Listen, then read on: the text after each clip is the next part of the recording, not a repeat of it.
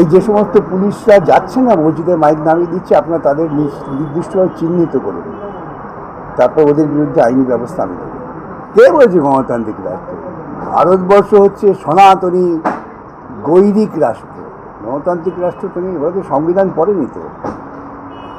ওরা একমাত্র পড়েছে সনাতনী চিন্তা। সনাতনী কী তা ওরা জানে না, দেশ বলতে কী বোঝে তাও আমি বুঝি না।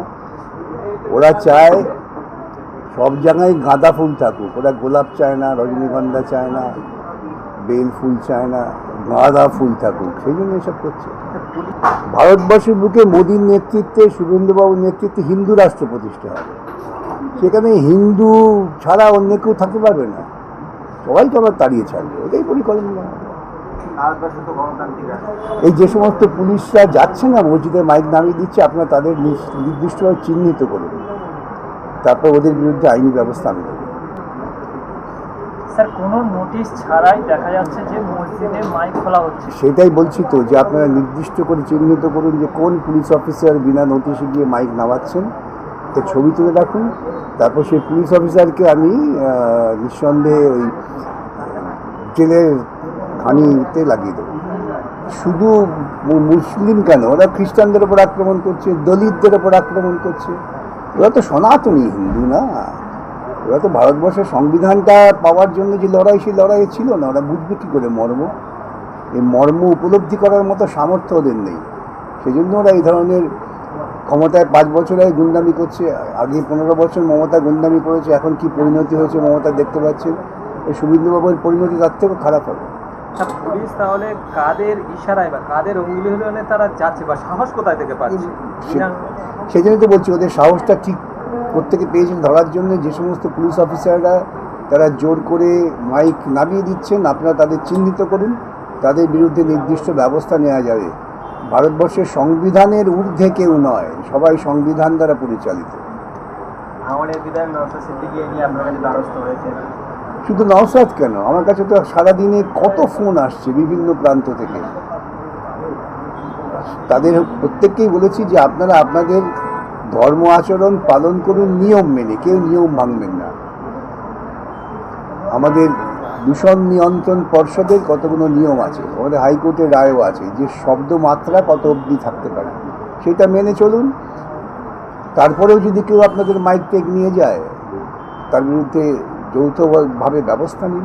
হাইকোর্টে আসবে, দ্বারস্থ হবে, রায় থাকার দরকার কি? রায় না থাকলে দ্বারস্থ হওয়া যায় না। ওই যে বললাম পলিউশন কন্ট্রোল আছে, সেখানে air pollution, water pollution, sound pollution, সমস্ত বিধি আছে। সেই বিধি মেনে কাজ হবে, ওই বিধির ঊর্ধ্বে তো কেউ নয়।